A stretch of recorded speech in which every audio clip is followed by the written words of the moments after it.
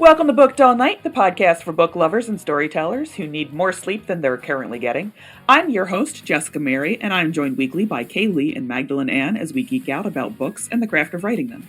This week, we're joined by Linsey Miller, author of titles such as Mask of Shadows, Belle Revolt, We Devour, and the recently published third installment of the Disney Princess series, Prince of Glass and Midnight. Linsey, you've been with us before. You know the routine. Just give us a short little pitch for Prince of Glass and Midnight to get us started. Hey, so Prince of Glass and Midnight is the third book in the Disney Princess series, which is a series featuring the classic Disney princes, but it's the original animated movie is retold from their perspectives. So you get to see what they were doing while the princesses were sort of having their day, which has been really fun and exciting. And Prince of Glass and Midnight follows Prince Charming throughout Cinderella. Lovely, thank you. Our first question. And one second, my wall just revolted and I need to cover it up again. Oh no. Quick, reader notes. No, please don't. I'll get in so much trouble. When I do the video, I will. This is my reminder to myself when I put the video together to remove this section of the video so people can't see. I'm so sorry. Okay. So our first question is, given that Prince of Glass and Midnight is IP work, was there anything that was off limits while you were working on it? Yes. I can't murder them. They have to survive until the end. Not that I was going to. I think it's just the obvious ones. They had to follow the plot of the movies. So when you read them, you'll notice that there is dialogue and scene descriptions that's just lifted directly from the movies, and that's because I watched the movies while writing them and just made it all line up. And that was the most important one. Keep their characterization the same. I think just sort of the standard stuff was not so much disallowed, so much as just, here's what you have to do, and you can work around whatever you want to do with the characters,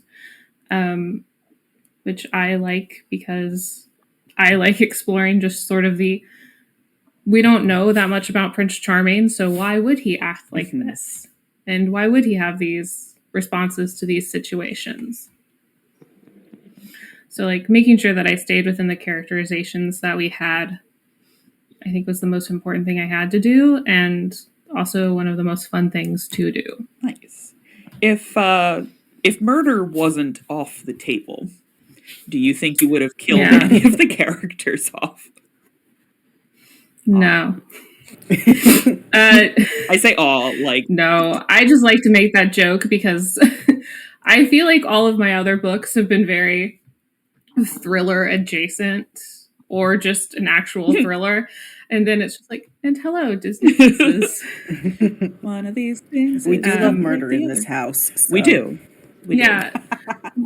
It's interesting because Prince of Glass and Midnight is sort of a mystery novel, but it was very much a different kind of mystery novel,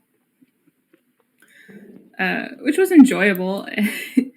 I just sort of really love the contrast of it all. So do you think you'll be covering any other princes in the future? I'm not sure. That is... I would love to. I'm really angling for villain origin story for the Frozen prince. Ooh. Because the actual male lead in Frozen isn't a prince until he marries her. I would. That's true. I would love that. I think that would be funny. Yeah.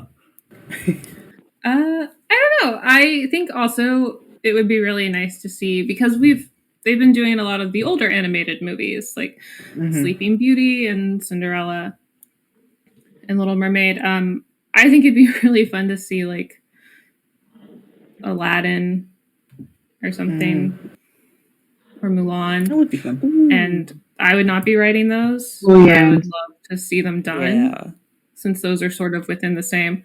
not the same age as Sleeping Beauty, but as The Little Mermaid. Mm-hmm.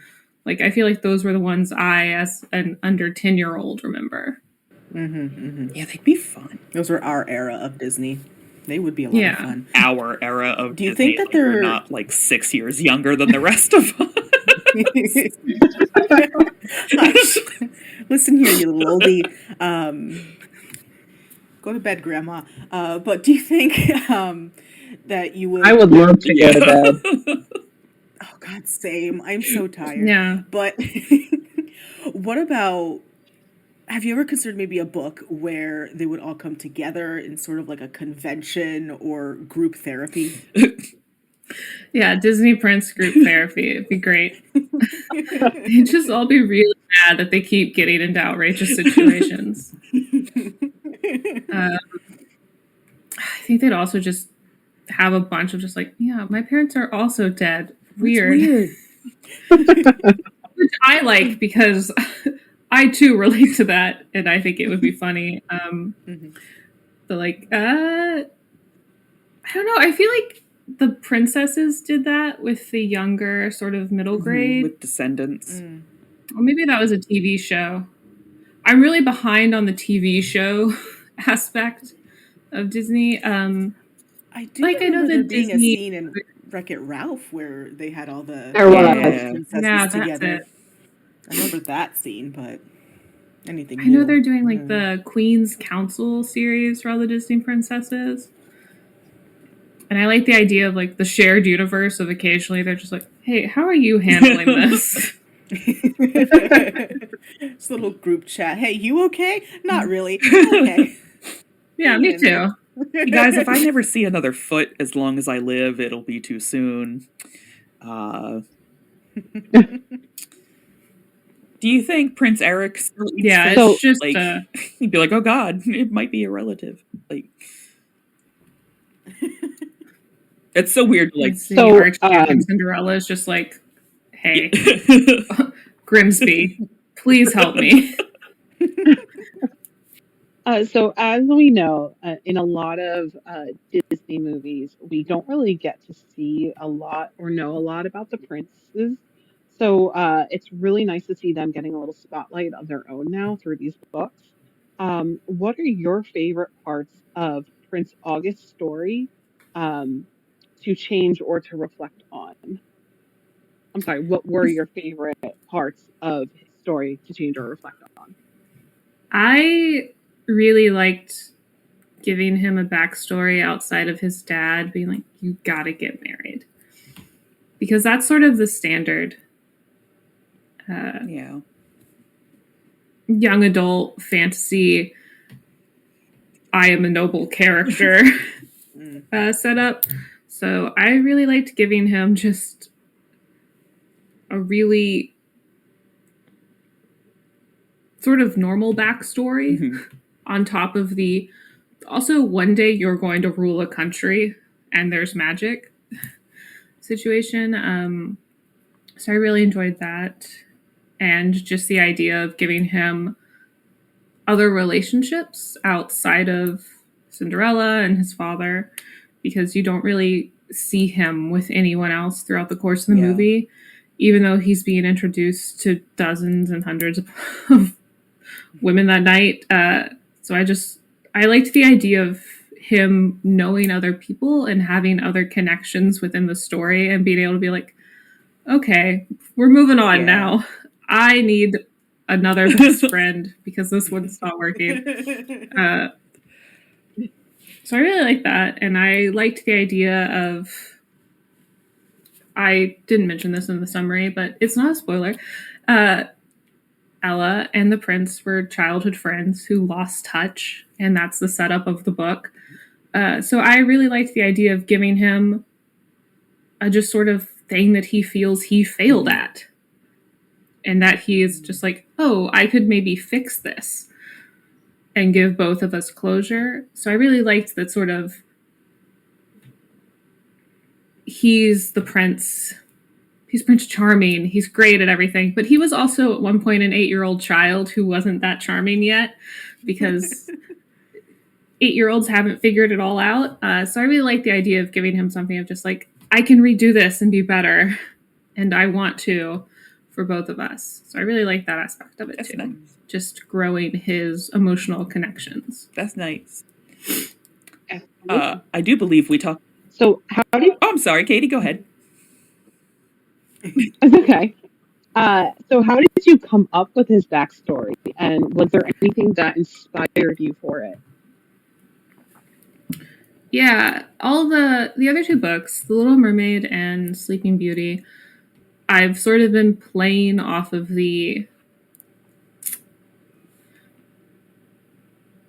I don't know how to describe this. The movies have certain like frame situations in those. Like Sleeping Beauty is sort of a frame story where they open up with like, once upon a time, a princess was born, and then they close the book at the end. So like I did a sort of similar thing in that with Joanna writing the story of it. Or like in The Little Mermaid, where we have the background with the witch. Like we are very much more in Eric's story. So then with August, I was like, well, of the sort of time and inspiration of the movie, what would have been one of the main, more popular pastimes? It'd be letter writing. I find letter writing super romantic. So I wanted that to be sort of the intro into the story, which required also then like he has to be writing someone for a reason. And I really loved the idea of just these two people having a shared tragedy and bonding over it, but also their children who don't really know how to handle it yet. And so that just sort of breaks down their relationship and then allows them to fix it later on. Because sometimes in the real world, you don't get to fix it later on. So then the reader gets to go along with them on their journey to fix it. And like having that concept was where I was just like, got it. I know what Ella's tragedy is. He has to mirror it now. Yeah. Which is depressing, but I think is one of those like, some people are going to understand it. And I find it very cathartic to be able to read two people fixing a relationship that tragedy ruined. Mm-hmm. Mm-hmm. I do believe that we talk about main characters a lot, but who were your favorite minor characters in Prince of Glass and Midnight? Okay, I'm so sorry. The audio cut out for me for a second there. Yeah, so we talk about main characters a lot, but who are your favorite minor characters in Prince of Glass and Midnight? Okay, favorite minor. Oh, okay. So minor characters, right? Yes. Okay, I like the stepsisters. I think they're interesting and funny. I like the mice. I like the people I created to give August a best friend, just because I like friendship stories and the concept of just the reader comes in when all the relationships are already formed on a lot of those. So you just sort of throw them in there and you're like, congratulations, these people are sarcastic and mean to each other, but it's out of love. So I sort of like August's best friend.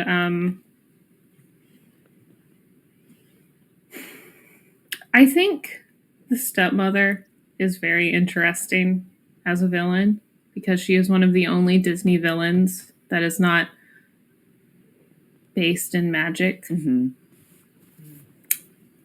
I don't know if she counts as a side character so much as the antagonist, but her villainy is exceptionally real, which I find much scarier than many of the other villains.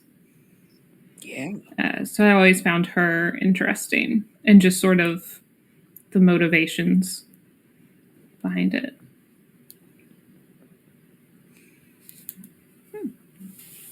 That actually brings us to...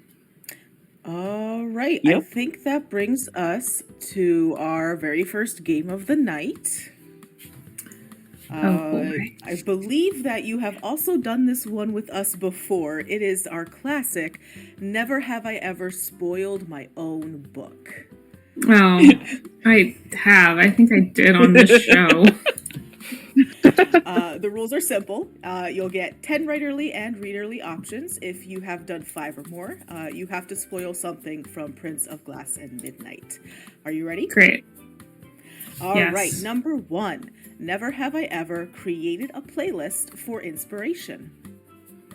I have so many of those. Yes, I have done that. It's just my entire Spotify. That's so true. All right, number 2 then. Never have I ever imagined your book as a movie or TV show. I have done that. That is often how I set scenes in my head when I'm writing to get the spatial situation down, especially for fight scenes. Oh yeah, that makes sense. Number 3, never have I ever developed characters with detailed backstories only to never use them in a book.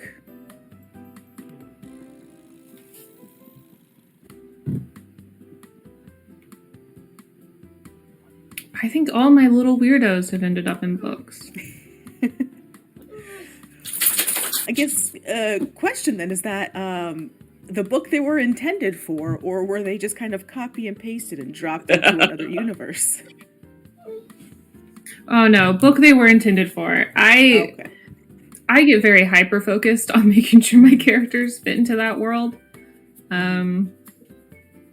Yeah, I mean, I've almost cut full characters out of some books, but I sort of clung to them desperately.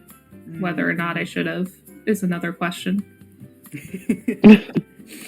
We all love it was our Vines from What We babies. Devour. If anyone has ever read What We Devour, it was Vines. Number 4, never have I ever written fan fiction. Absolutely done that. 2 years ago, I wrote fan fiction. And I will respect no one will I'm ever not going to find- ask what fandom, yeah. Yeah, no, absolutely not. No one will ever find it. Number 5, sorry, I can count. Never have I ever cried over a character's death. Oh, I absolutely did. Can I spoil a different book series? What do you think, guys? What book series? The Grisha series. Including the new ones, not the trilogy. It's unorthodox, but I'm okay. I don't know. There's a Those are character pretty that I am well popular. known for liking. Yeah, there's a character that I am well known for liking if you've ever been on any of my social media accounts that did not make it out of that book series. And I'm still mad about it, and I cried. Oh, no. Yes. That's fair. Also, I've cried during every book I've ever read in which a character has died. Oh, yeah. Just in general. That's fair. We're all Same. It's okay. I'm very emotional with movies and books. Yeah, the Only moment... Jessica here is heartless. I think I cried last week when writing a character dying. I don't even have to be reading a real book yet. I have cried writing some scenes. There's the infamous dog piece from the MFA program. Yeah, but have you cried about them? Yeah. Eventually, privately, away from other people. All right, number 6. Never have I ever felt betrayed by a plot twist. I don't know if I felt betrayed. I feel like plot twist... The only time I feel betrayed by a plot twist is when I didn't, look back on it and be like, oh, I've seen the groundwork for it that was laid. Because otherwise, I'm just always really excited to go back to the book and be like, I see now what you were doing. So I don't know if I've ever been betrayed by a plot twist. Okay. All right, number 7. Never have I ever attended a midnight book release. Yeah, I did. God, I miss those. Those are not as common as they used to be. No, which is a shame. It was definitely when I was like 12. I don't think they do them anymore. All right, number 8. Never have I ever bought a book just for the cover. Yeah, I just bought a special edition of The Spirit Bares Its Teeth just for the cover. Like 2 days ago. Yeah, they're usually books I already have read and liked, but there are a few where the covers I'm just like, perfect. I don't need posters. I do. Number 9. Never have I ever read the book after watching the movie.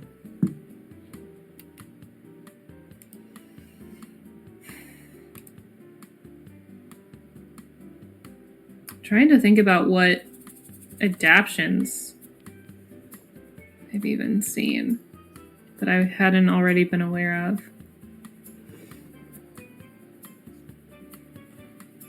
I don't think I've done that. Not because I wasn't trying to do that specifically. I will say I saw The Ballad of Songbirds and Snakes and I haven't read that book yet. More out of just... I keep forgetting. My to read stack is very tall right now. It's never ending. It's really bad. And finally, never have I ever argued over ships. Yeah, as a 12-year-old on the internet, I did that. I had a Tumblr account when I was 13. What do you want from me? Well, right now what we want is a spoiler, because I guess. 7 out of 10. Yeah, I was 7 out of 10. A spoiler. I don't know what counts as... I have to think of something that's not in the movie. Hold on, let me cycle back through my Cinderella movie knowledge. Which is the one downside of this, is that I now have 2 versions of the same story in my head, and very, very occasionally, without thinking about it, I just completely confuse them.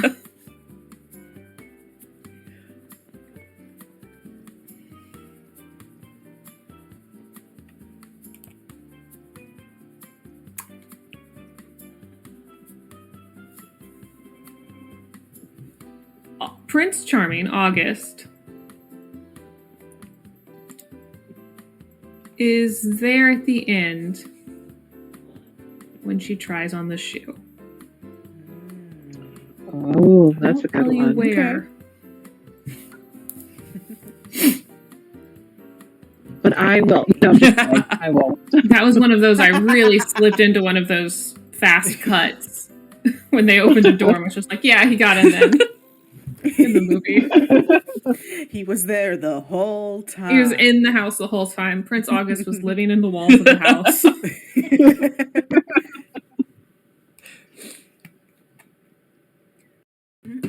All right. Back to these lovely questions. We have some more to get through. Okay. All right. Excellent. So, as I mentioned before, the Princess series is IP work. That's intellectual property work for the folks at home, meaning that an editor comes to... Yeah, I don't own Cinderella. Yeah, sadly. I know it's shocking.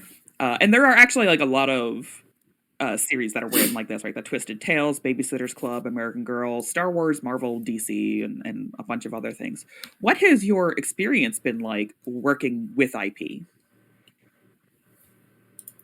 Oh, it's been really fun.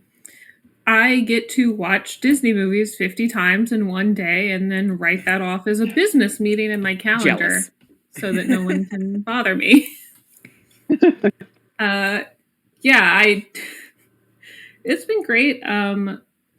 It's been weirdly different and also weirdly similar to just writing any other book. There's just a lot more of me. My research looks more like me watching a Disney movie and nothing else. And that's like the most interesting and fun part. But also, I don't think I can watch another Disney movie for 50 years. Yeah. That's fair. Yeah, I don't know. I've just enjoyed being able to play around. Mm-hmm. I mean, it's sort of like writing fan fiction. You get to do the fun heavy lifting, or at least what I consider fun heavy lifting in writing, which is I get to decide what sort of hurt comfort situation I'm going to put these nerds in. And then I get to write that. And everyone already comes with some background knowledge about their characters and their stories. So you can leave up some of the larger details to just implication or expectation.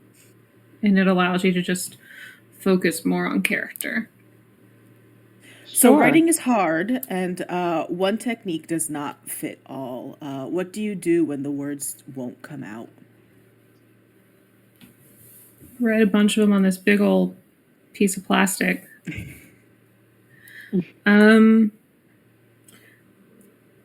The fun part, I mean, also just about writing in general, I think writing and like writer's block and things like that, they are real, but to a certain level, you can do it. You just have to be okay with it being bad for like a week. Mm-hmm. I'm a huge fan of just being like, it's okay if you fail at this. You should. That's good practice. So I will usually just do it anyway. And then in brackets be like, make better in future. That's some. My answer is when I hit rock bottom of writing, like when I don't know what to do or the words won't come, I just keep digging a grave in rock bottom. And eventually I will come out the other side. That's fair. I just sort of do it anyway. I will say once you have a deadline, it becomes much easier to be like, I gotta do it anyway, because then you're contractually obligated to do it. And that's a scary phrase. Yeah, I feel like that would light a fire under your butt any day. Oh, yeah. I've also always been sort of more prone to actually do work when I have a tangible deadline. So I find that helps me a lot in my brain, even if it's a deadline I set and just have a reminder. That makes me feel bad if I don't do it every day. But yeah, I've, for the last decade, been just a big proponent of you should keep doing it even if you think it's bad right then, because it's a skill that you practice. So failing at writing just means you're practicing. Yeah, that's true. I do miss deadlines, like from a school perspective. I miss having those. They definitely do. You know, it's coming up in 4 days. Guess I better write 40 pages today. Kind of light a fire under you. Yeah. Do you think that IP work, like your Prince of Glass and Midnight and the other Disney Prince novels, is harder or easier to write than your own original work? And how so? I think it depends on the person and the work. I think they are easier and harder, just in different ways. Depending on the property, the world building work that you do is either lesser or just different. Especially, like, all my other works are mostly high fantasy. So, like, this, Beneath These Pages, is all world building. I didn't have to do as much work on that for the Disney Princess series because a lot of it has already been done. And, like, even if you think, like, well, I can't think of any actual world building in Cinderella, it's in there. It's just because it's a visual medium. There's sort of a lot of implication from the visual medium that you just have to sort of piece together. So it's easier that way to just sort of understand immediately what world you're working within and the rules of it. It's harder because you do have those constraints and you can't really change them. Whereas, like, in my own work, if I didn't like something, I could just be like, and I guess I'll just end this scene here and not write anything. But it's like, no, I have to keep going in the other ones.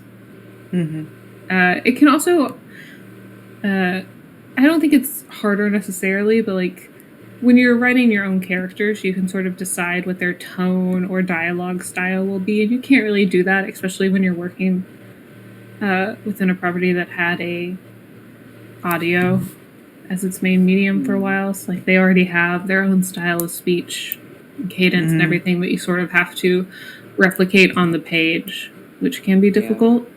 I don't think one's necessarily harder than the other. I think they're just flexing two different muscles as a writer, which can be hard to get into at the start. I saw in an interview that you did with Nerd Daily that you tend to just get a cup of coffee and find the right song and listen to it on repeat when you sit down to write. So do you like search for a mood, or are you kind of searching for something that's more of a soundtrack for the scene that you want to get out on the page?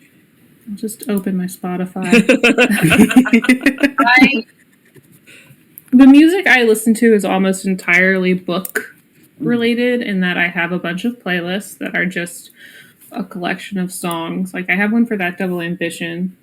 I don't do one for the Disney books because I don't need to listen to anything when I write them, because I'm almost always listening to the actual movie. But like mine for That Double Ambition, which is my next book, it's sort of a mix of all of that. There's like one where I feel like this is what I would consider the sort of vibe and theme of the whole thing. I have some that are just a character or a relationship. And then I have some that are just like, yeah, there's one specific scene and this song is great for it. So just sort of a mix. It also depends. Like when I wrote Mask of Shadows so long ago now, I was much more focused on like, this song reminds me of chapter 1 and ordering them. And now they're just sort of, I've thrown all the songs in there in whatever order. There are no scenes. There's only what my brain does at the moment with those characters. But yeah, I will often just listen to like whatever the vibe of what I'm working on, whatever song I think fits that over and over. Or like I've just been listening to Nobody's Soldier for the last 24 hours. I was working last night and this morning. So I do something similar where I do find like one song that's really got me in the right spot. And then I was talking to my therapist about that. And she's like, oh yeah, that's stimming. And I'm like, oh, okay. Like took the wind out of my sails. Yeah, I was just like, I'm like, don't explain it. No one look at my Spotify, what I listen to and for how long and how often. Let's not. That's my one rule. Let's not count how many times this song has played just today. And that's fine. It's okay.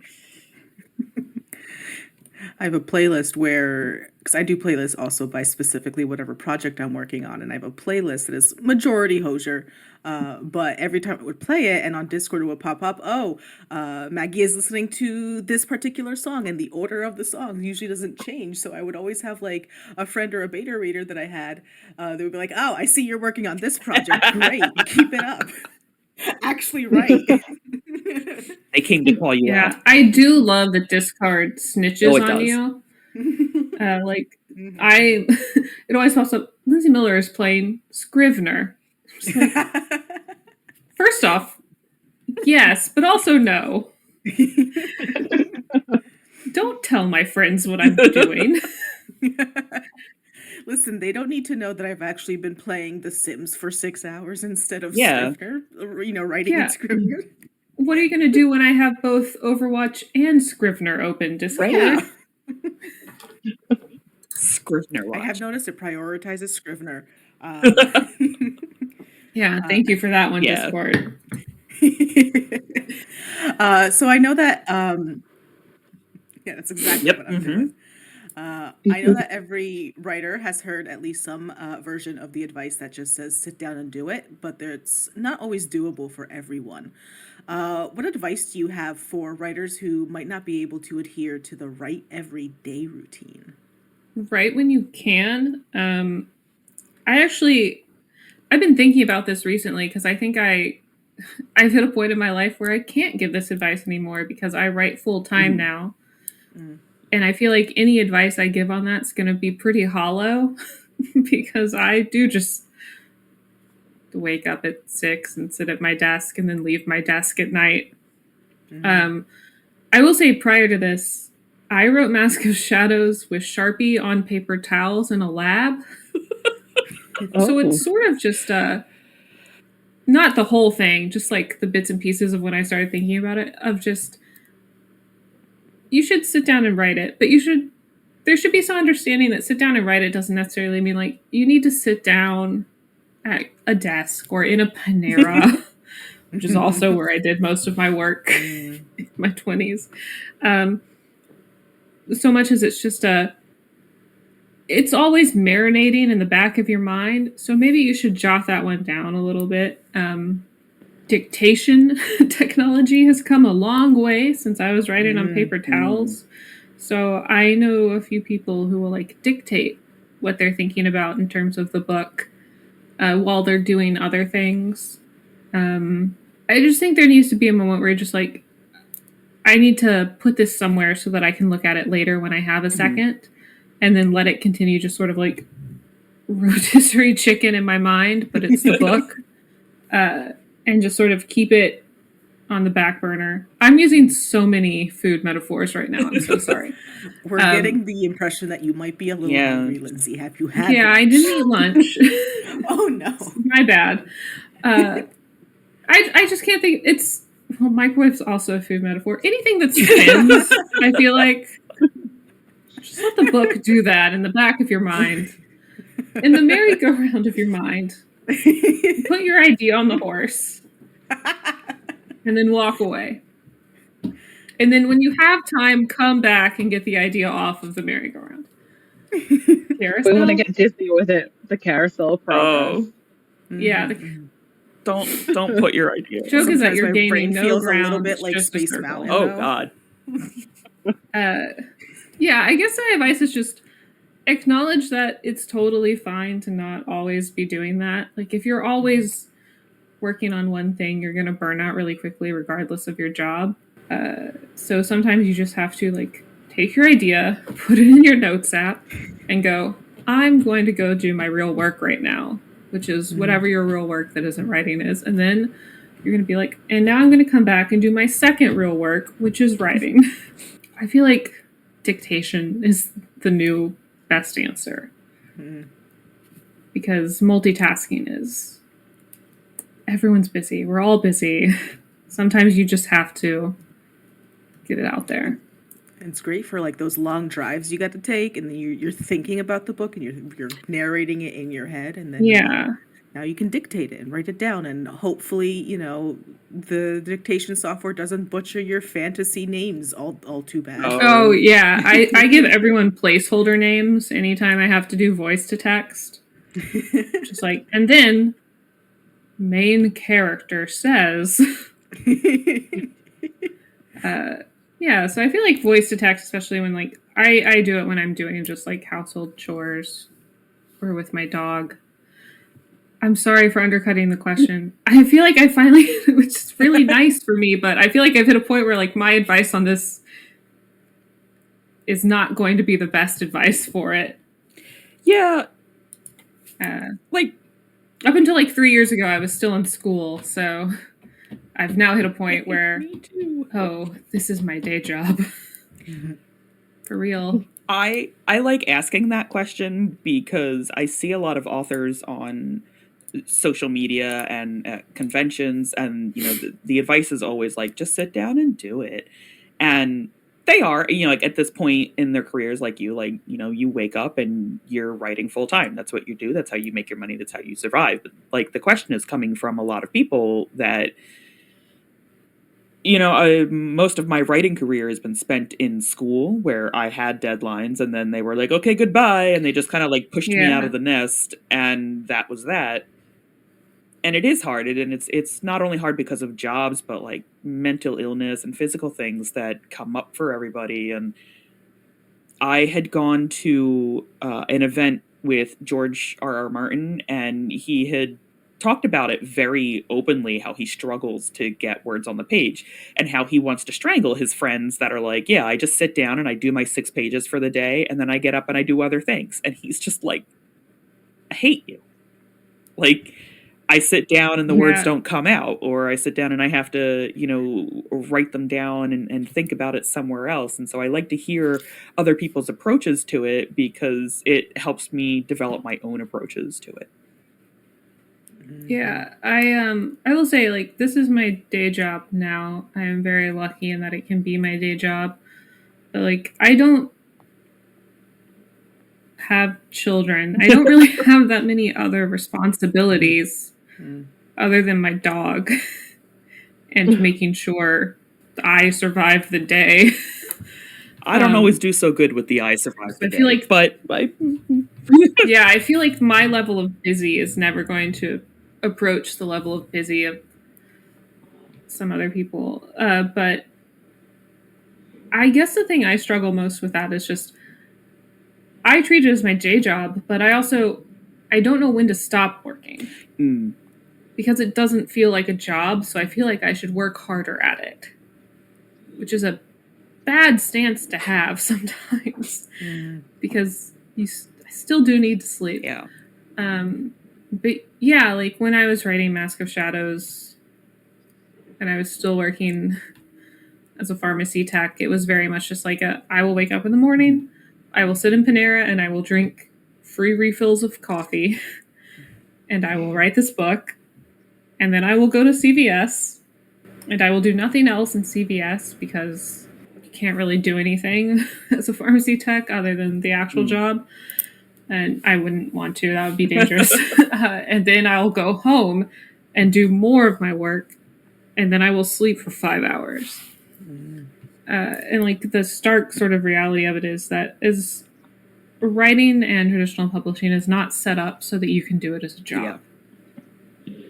Like the odd confluence of events that have happened so that I can do this as my day job aren't replicable for other people. They are hyper specific to my exact situation in life. Like I'm married, my spouse also works from home.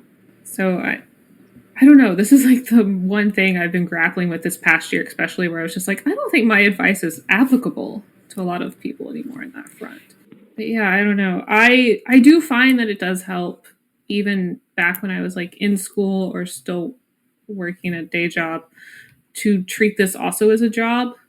But it is exhausting. Yeah. Like the system of publishing is not set up to allow for this to be a job, but it has to be treated as a job in order for you to function as a writer, which is a very challenging.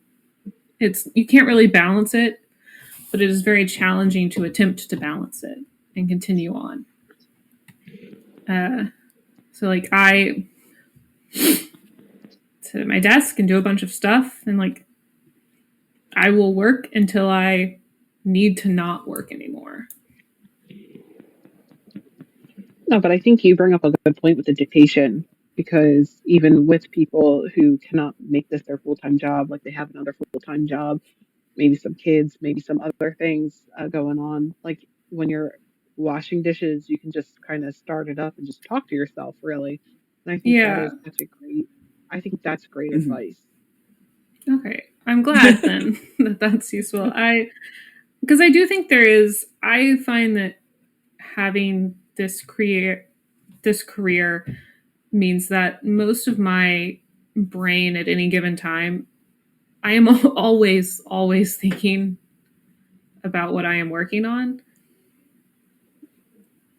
And that's exhausting, but it also means that at any given time, I feel like this is also true for other people who've worked where it's just like, it's sort of always in the back of your mind, no matter what you're doing, which means that you do have the option to sort of make sure that you can't forget it, which I think is much more useful now and much more available now.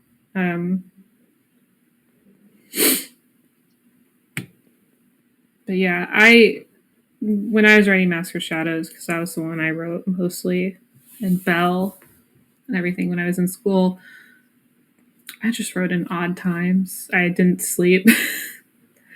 I love writing on flights. Anytime I would have to fly anywhere, I would get the longest possible layover and just work in the airport. But yeah, just, I don't know. Sitting down and just write, I think, is true to a point because you do have to just write. But I think, like with a lot of advice, like show don't tell.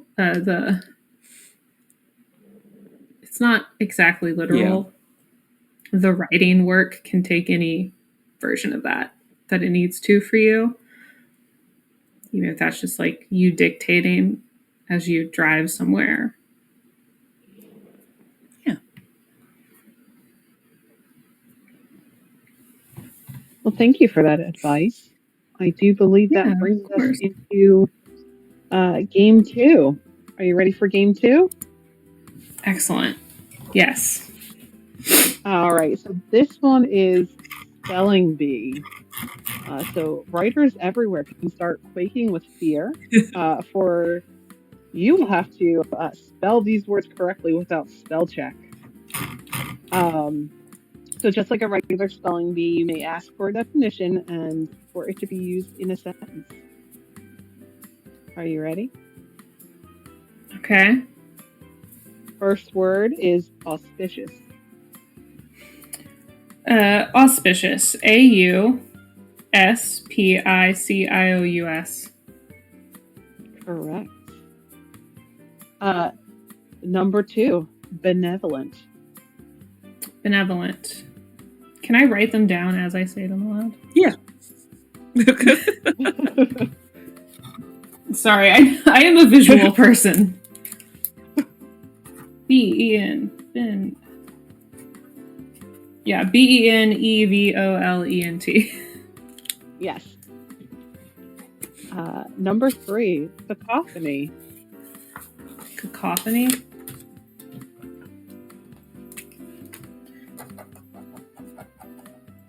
CACOPHONY. Yeah, nice. In middle school, I used to help my friend practice for the National Spelling Bee at lunch. Oh, nice. Oh. Shout out to Ann Yee, who's much smarter and cooler than me, and who I haven't spoken to since high school. So number 4, discombobulate. Discombobulate.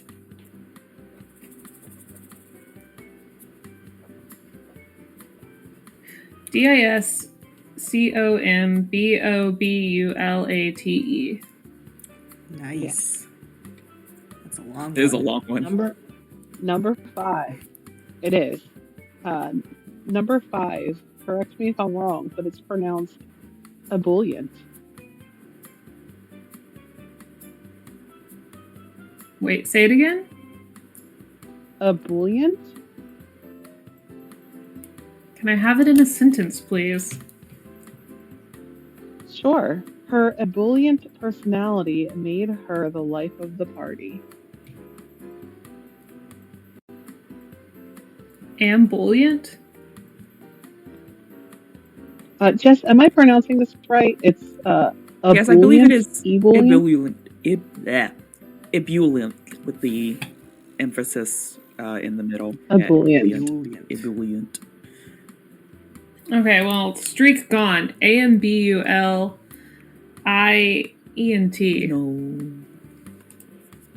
No. Yeah. It is EBULLIENT. Ebullient. Ebullient. I've always pronounced that could it be on ebullient.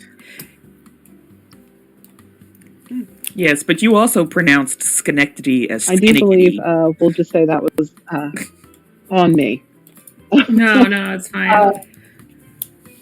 Number 6, flabbergasted. Number 6, flabbergasted. Flabbergasted? FLABBERGASTED.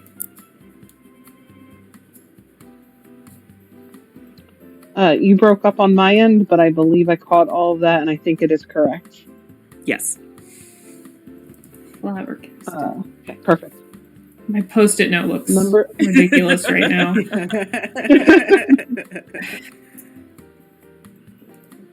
Number 7, Garrulous. Garrulous. Garrulous. Who put me in charge of this I game? did, because Maggie can't pronounce anything. Listen, Doing you great. said Shinnikitty once instead of Schenectady, and you will never trust me again. Shinnikitty. Shinnikitty. I've never. Hold on, heard wait, the no, name. I need more information about that. So I love this story. It's my favorite story in the world to tell. So Maggie and I took a train trip around the country after we graduated with our BAs. And on the train, there's like a little screen, and the screen would tell you what the next stop was. And I was kind of sleepy and I was getting nappy, and I knew that we had to get up soon to change trains, and I wanted to know how long I could take a nap. So I asked Maggie what was the next stop, and she was like, Shinnikitty. And I lean over and I'm like, what the hell are you talking about? Beautiful. Schenectady? And the woman behind us started cackling, just losing her mind. Listen, I had never. I mean, been I don't know if I there. would have pronounced it correctly, so. Yeah, I had never been there before. I've never heard it spoken aloud. I've maybe once read it on a map prior to that moment. It's, it's the same thing as pronouncing epitome as epitome. Yeah. Or Yeah. not being able to. Which is something I pronounce it. definitely did. I think my worst one was antithesis. I was like, what is the antithesis? Antithesis. Yeah. But yes, so when I, put the game in about pronouncing things, I went, no, not Maggie. Yeah. Here's the trick to that. Have a speech impediment, and then marry someone who really cares about pronouncing things Oh, correctly. boy. Oh, no. Oh. No, it's fun. We make fun of each other mercilessly. Garrulous? Mhm. Like talky? Yes. Yes, excessively talkative. Garrulous. Yes. Yes. Number 8, Ineffable. Ineffable? Ineffable. Like the ineffable husbands? I was thinking the same thing. Yes. The real question is if I remember how to spell it. Because I've definitely seen it misspelled an equal number of times. Ineffable? Yes. Yes. Okay. So I feel like, how many times have I seen it spelled correctly versus increasingly jokingly incorrectly? Oh my gosh, these next two are gonna kill me. Number 9. Great. We get a new post-it note for this.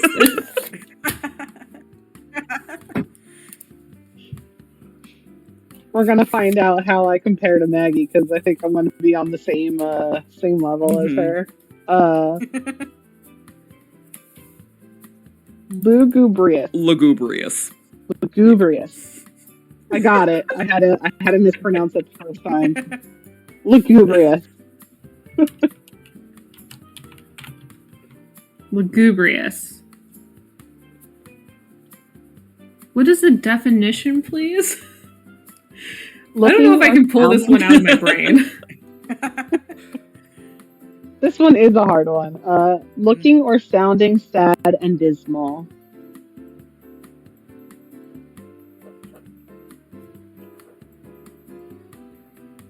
Okay. Lugu. Brious. Yes. Nice. Yes. Okay, this is my confession. In high school and middle school, I took Latin, and it's the only reason I can spell anything. It's a good skill to have, like phonetics and Latin and other languages. Yeah, about half of the English language root word, got it. I think this is Latin. It feels like it should Probably. be. All right, number 10. Lagoob. Pulchritude.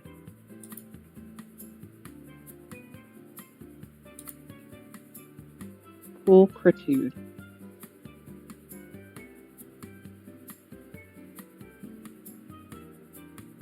Fulcritude? Pulchritude.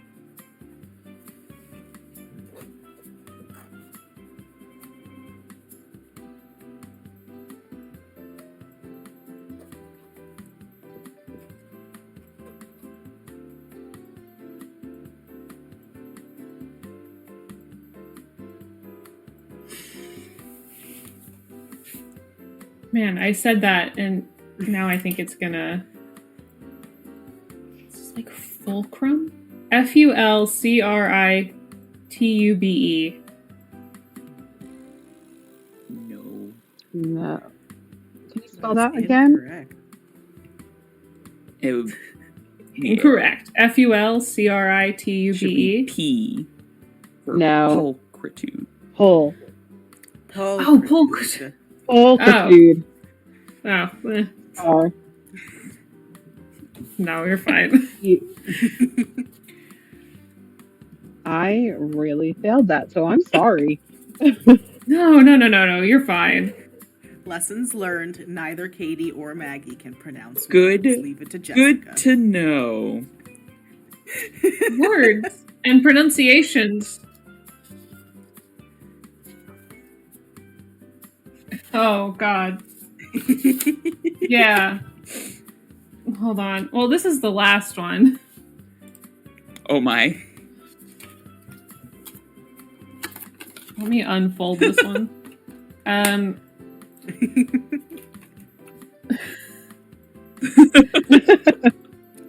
It's sideways.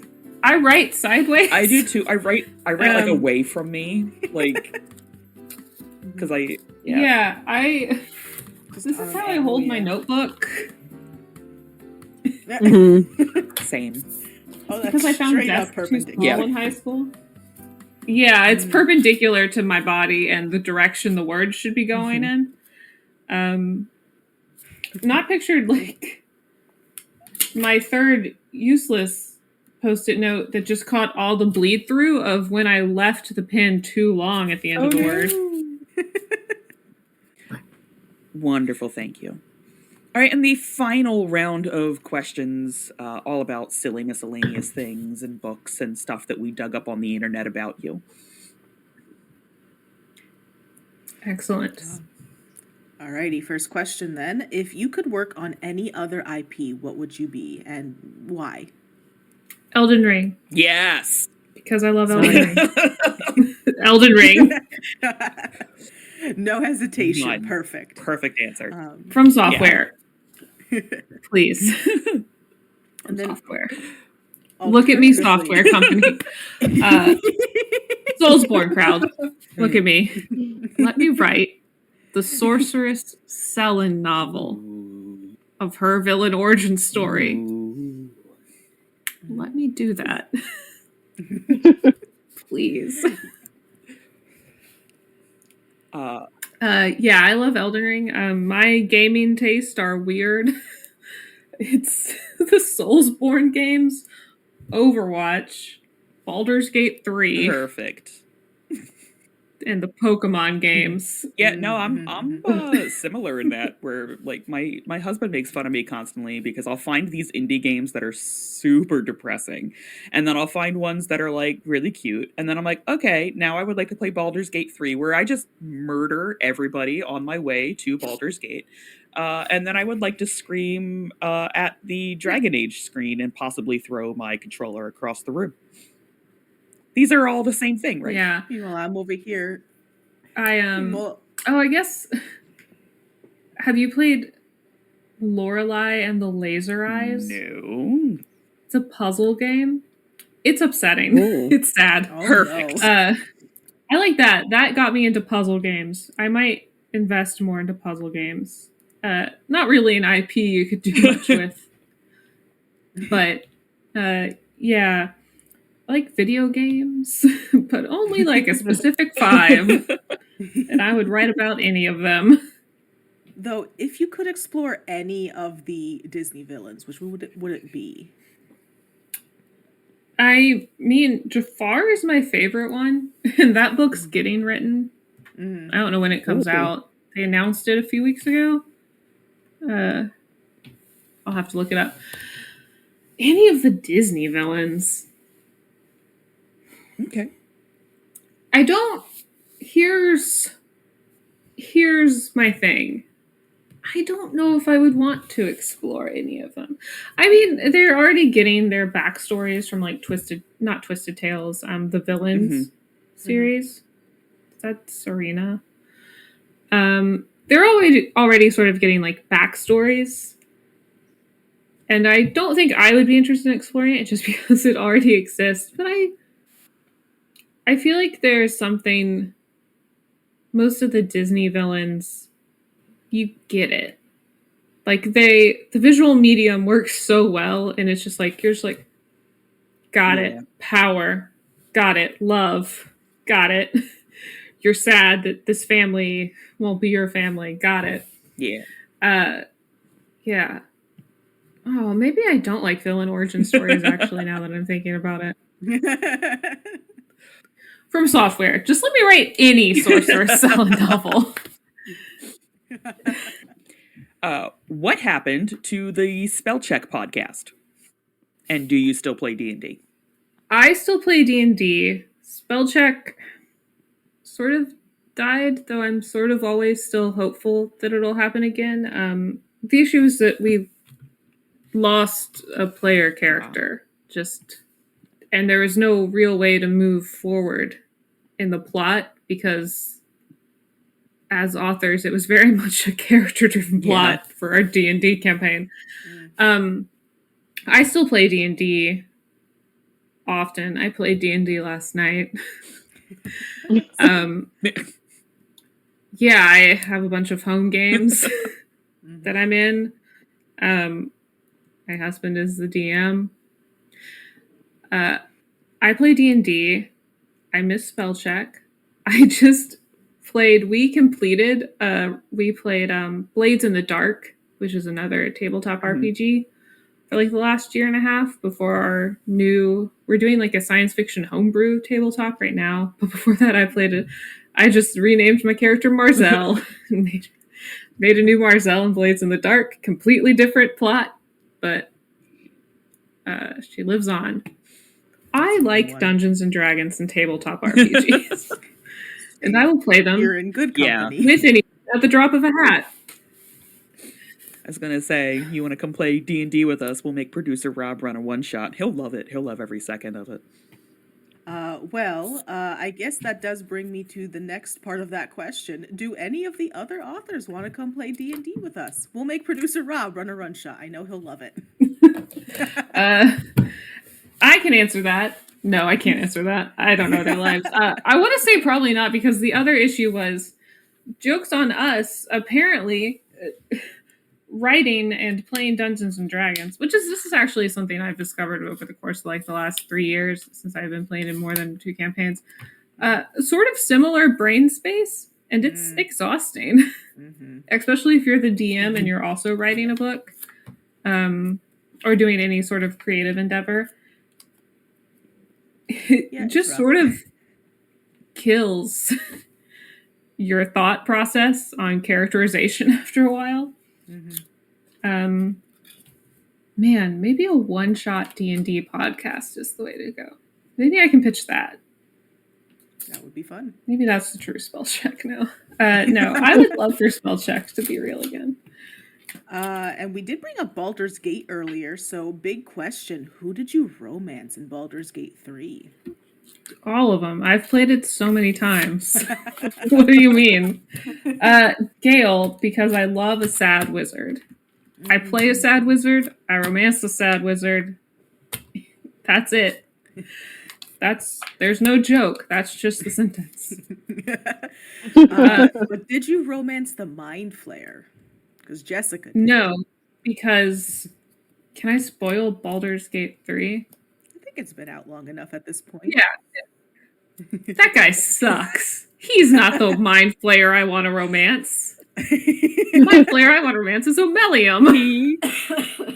He comes in and he lays there without his shirt on. And he's just like, it's like, paint me like one of your French mind flayers. God, I got to that part. I had just finished. My deadline for my novel was like the day before Baldur's Gate 3 came out. Oh. So I finished it, slept for like 3 hours, woke up and was just like, let's do nothing else but Baldur's Gate 3. So I got to that mind flayer part before anyone else I knew playing it did. And I was just like, oh, I don't like this. I don't like him. Where'd his shirt go? Yeah, I reached that part in like a fever dream of having been played that game nonstop since the beginning. It was just like, oh boy. No, let me go find Omelium. I just did Housen and Astarion. I guess I haven't done Shadowheart. I gotta go back and do that again. All right. Oh no. Oh, and Will. I love Will. Anyways, all of them are great. I'd like to be best friends with all of them, please. No romance necessary. All right. So, going back to your novel and D&D, if Prince of Glass and Midnight were a D&D campaign, what class is Prince August and what class is Ella? Ella has to be a bard. She's doing the good work, but also there's a chance for some actual trickery in there. Hold on, let me get real deep into this thought process. Cinderella is a bard. I mean, you want to say eloquence college. You want to. But I say creation. Not the best bard subclass, but she likes to create things. That's a very and make her own dress. Or glamour. I feel like glamour also, just in the sense of like, it would give her more control over her current presentation of herself to the world, which I think would be fun. I also think she is remarkably persuasive in the original movie, which is nice and charming. August, Prince Charming. Here's the thing. We don't really, from my book, I want to say he'd probably be like a little gremlin who's multi-class. Which is a thing I love to do with my own characters. Yeah, Jessica as well. Yeah, okay. In that, we should talk about multi-classing our characters right after this. I think August would probably be something like a peace domain cleric, but also like an inquisitive rogue or inquisitor. I don't remember what that subclass is. It's just called inquisitive. I think it's called Inquisitive. Is it not Inquisitor? I really thought it was. It's called Inquisitive. Huh. Okay. Which does feel wrong. Yeah, I feel like it'd be some sort of combo of that. A Archfey Warlock Cinderella. Oh? With the that's true. Godmother as her patron. Yeah. Or even just some NPC with Fey-touched feet. That is probably true for just about everybody in Prince of Glass and Midnight. Yeah. Imagine Prince of Glass and Midnight. Prince and Glass of Midnight if they could use Misty Step. Or Silvery Barbs, I should say. Silvery Barbs is a good spell. Or Speak with Dead. I hate it as a yeah, you auto get it with Fey Touched. There are no other options. Gosh, how much trauma would be healed with Speak with Dead in this book? Right. So much. All of it, I want to say. Also, Speak with Animals, I feel like, would probably Yeah, come in handy. absolutely. All right, I think we've rambled about D&D and tabletop games for far too long. I'm so sorry. 20 solid minutes. Nah, that's totally okay. This is We not don't a need to tabletop either. podcast. So as we always like to do when we end our interviews, are there any fellow writers, agents, editors, or other publishing friends that you would like to give a shout out to today? Yeah, my agent, Rachel Brooks, who I call Rachel Books, who's just been very good and nice. I will give a piece of advice on agent life. You should find someone who's good at the business side of publishing if you have no experience in that. It's just exceptionally helpful. Yeah, I think the people I always shout out, Rosie Thor, the other people who read my books and tell me if they're bad or good before they become real books, Jamie Pacton, Maria, Mora, Kaylin Josephine, really making me stay on Instagram, even though I'm so tired of social media. Yeah. And thank you for letting me ramble about tabletop RPGs and Cinderella. You're very welcome.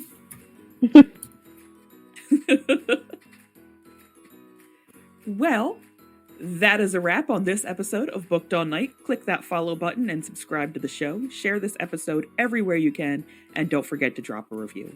We're a small corner of the internet, and every little bit helps.